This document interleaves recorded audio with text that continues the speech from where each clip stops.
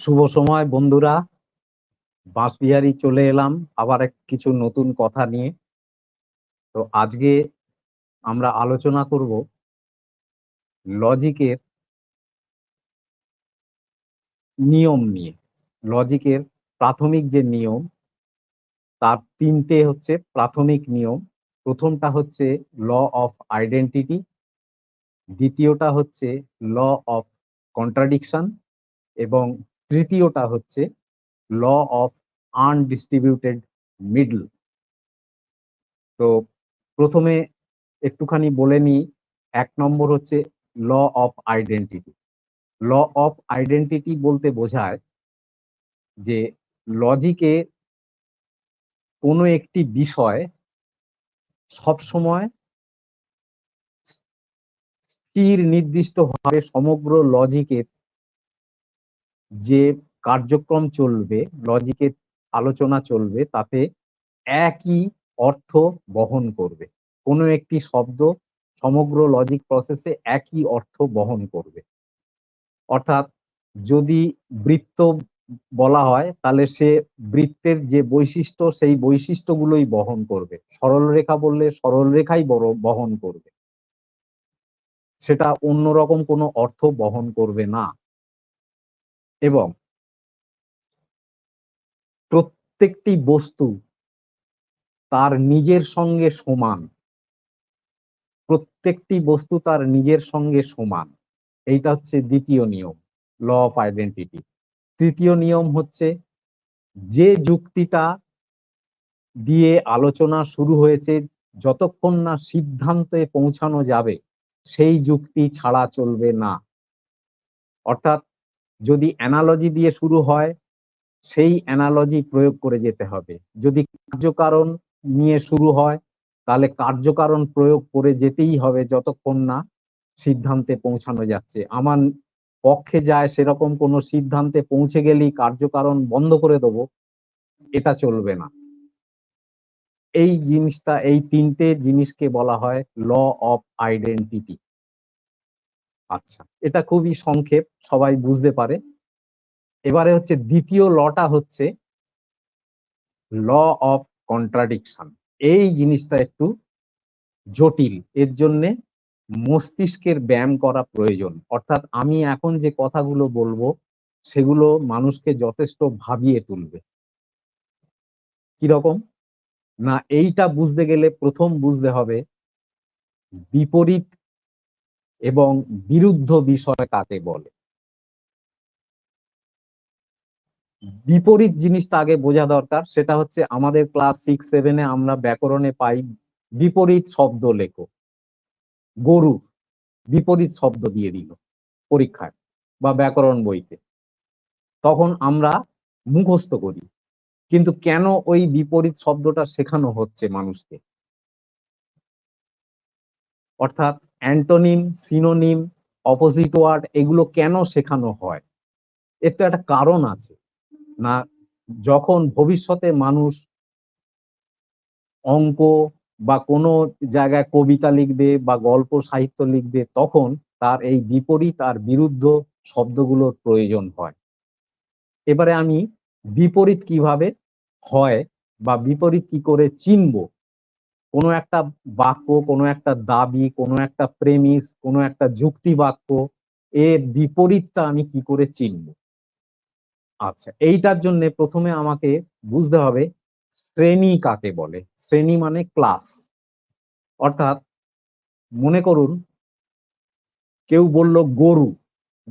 গরুর বিপরীত বুঝতে গেলে গরুর ক্লাসটাকে বুঝতে হবে। অর্থাৎ সেই ভদ্রলোক গবাদি পশু সম্বন্ধে বলছে, তাহলে গবাদি পশু সম্বন্ধে যদি বলে সমগ্র গবাদি পশুর ক্লাসটাকে বোঝাবে বা শ্রেণীটাকে বোঝাবে।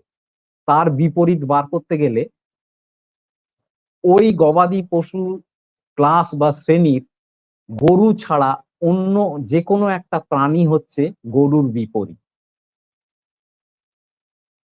মানে মহিষ, ছাগল, এইগুলো হচ্ছে গরুর বিপরীত।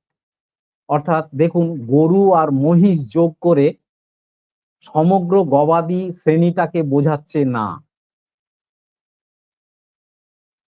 তাহলে মনে করুন এ একটি শব্দ, এর ক্লাস কি না অ্যালফাবেট, 25টা যে শব্দ আছে তার মধ্যে এ। তাহলে আমি এর বিপরীত কি বলবো?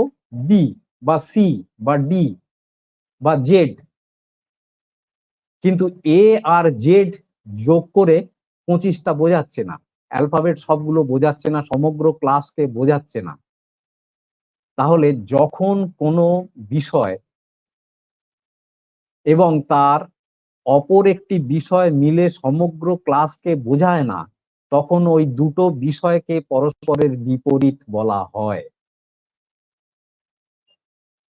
এইটা হচ্ছে বিপরীত চেনার নিয়ম। সুতরাং গরুর বিপরীত মহিষ, গরুর বিপরীত ছাগল,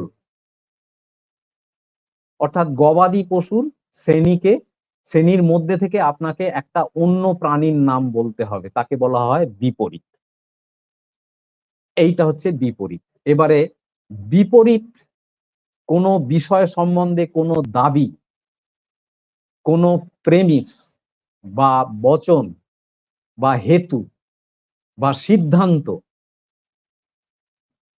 কখনোই একসঙ্গে সত্য হবে না, কিন্তু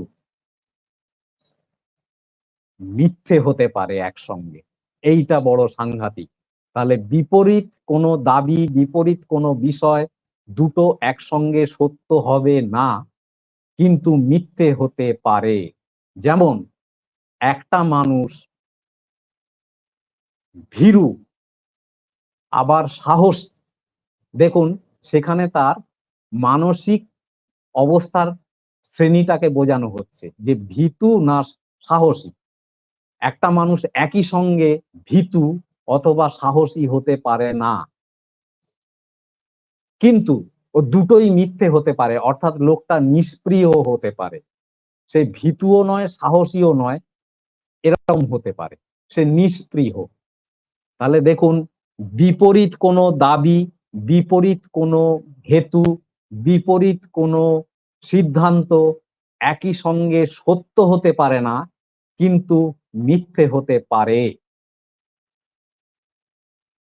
যেমন একটা ফুল যদি সে লাল হয়, সে কোনো মতেই একই সঙ্গে সাদা হতে পারে না,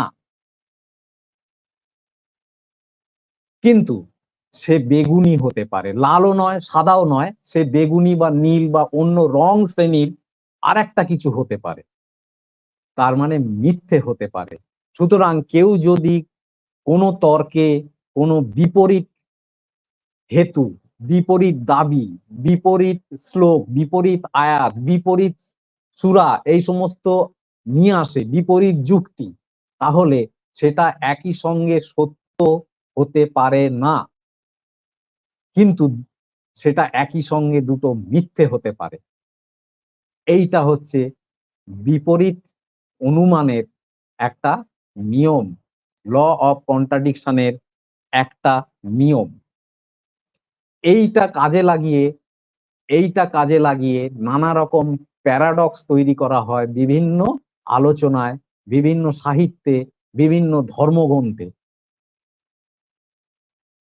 যেমন ধরুন আমি একটা খুব সংক্ষেপে বলি, একটা ভিজিটিং কার্ডের প্রথমে লেখা আছে, দু পাতার ভিজিটিং কার্ড, প্রথম পাতায় লেখা আছে শেষের পাতায় যেটা লেখা আছে সেটা সত্য, এটা প্রথম পাতায় লেখা আছে। এবারে আপনি উৎসাহী হয়ে শেষের পাতাটা খুললেন, সেখানে লেখা আছে প্রথমের পাতায় যেটা লেখা আছে সেটা মিথ্যা। তাহলে দেখুন একটা ভিজিটিং কার্ডের প্রথমে লেখা আছে এটা শেষের পাতাটা সত্য, আর শেষের পাতায় লেখা আছে প্রথম পাতার লেখাটা মিথ্যা। এবারে আপনি ওই ভিজিটিং কার্ড সম্বন্ধে কি ধারণা করবেন? আসলে হয়েছে কি, আপনি আপনি করলেন কি, যে প্রথম পাতায় যেটা আছে সেটা সত্য ভেবে দ্বিতীয় পাতাটা উল্টালেন, সেখানে দেখলেন লেখা আছে প্রথম পাতাটা সত্য, মিথ্যা।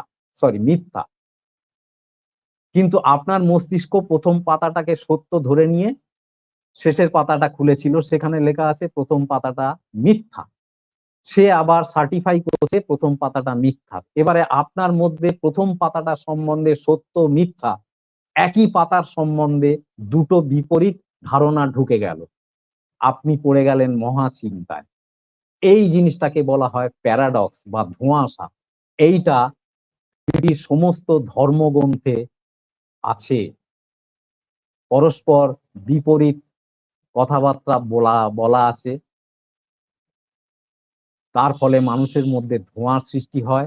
এইটা ল অফ কন্ট্রাডিকশনের প্রথম নিয়ম, সেটা হচ্ছে বিপরীত জিনিস একই সঙ্গে কখনো সত্য হতে পারে না, কিন্তু মিথ্যা হতে পারে।